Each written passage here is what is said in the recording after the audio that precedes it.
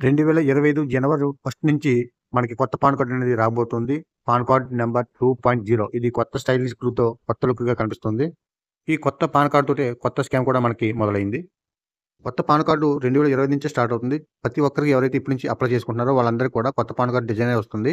So, పాత pan card ఇప్పటికి కూడా పనిచేస్తుంది. దీనికి ఎటువంటి సంబంధం లేదు. కానీ మీరు పాత పాన్ కార్డ్ నుంచి కొత్త పాన్ కార్డ్‌కి కొత్త లుక్‌తో డిజైన్ చేసుకోవాలనుకుంటే మనం ఆన్‌లైన్‌లో ప్రత్యేకంగా సొంతంగా చేసుకోకూడదు.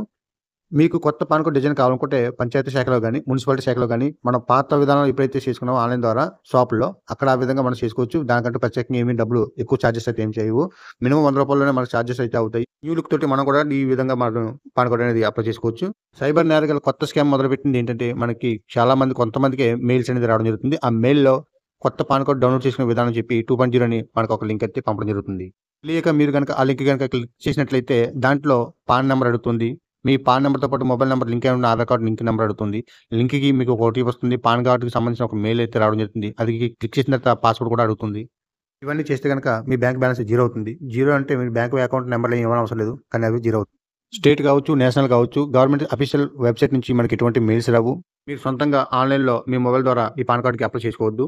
వీడియో గనక నచ్చితే గనక ఈ ఇన్ఫర్మేషన్‌కి ఒక లైక్ ఏసుకోండి.